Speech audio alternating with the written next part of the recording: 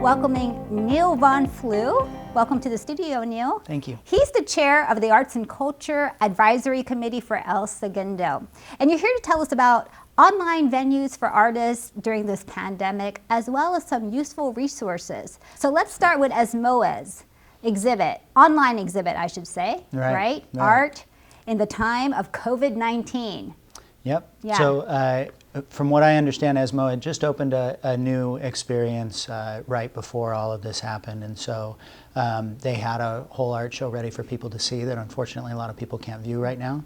So they created two things. They did a virtual version of that exhibit, so you can go onto their website and take a look at the artwork that they have installed.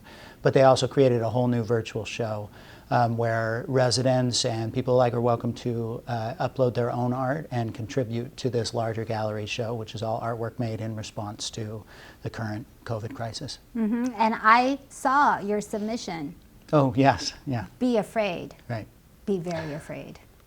I'm scared. Right. A little scared there, Neal. Yeah. Yeah, did you want to explain your piece there? Well, it's actually part of a larger series, but it seemed like it reflected the current state pretty well, so I decided to include it there. Yeah. As a community member. Yeah. Right, very interesting. Right. I understand the library has a few things to offer to our local artists. They do. They've done a great job of providing resources, not only for artists who might be struggling right now in terms of places to go for financial aid, websites that they can visit, grants, all of that kind of stuff that they've collected all under their art and culture page. But they have also been creating a lot of content, and so they've made things virtual story time for children. Their calendar is filled with all kinds of virtual events that you can log on and appreciate.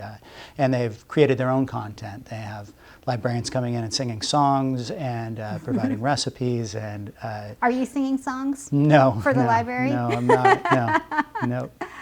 That page, that resource page is really neat. There's actually all kinds of things for artists. There's a photographer fund.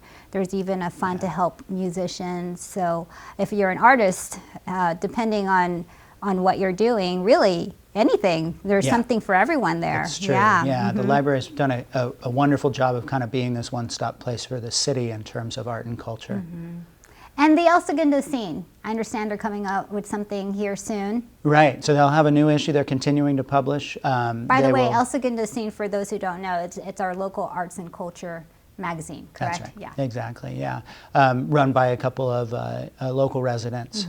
And so they will have a digital version out. They normally do, but they're putting in some more articles that are related to our current pandemic, including their events guide, which has all been geared towards things that you can do as socially distant and safe at home. Yeah. Any other programs out there that you may know of? So another great thing that the library had was what used to be a room where the copiers were in, that they no longer needed. And so they had an empty room, and part of our committee, one of our members took up the task of creating rotating art experiments there. Every month, I think, or so, she would continue to put in a new installation or create new artwork there. And so now that nobody can go to the library, it has moved to Facebook.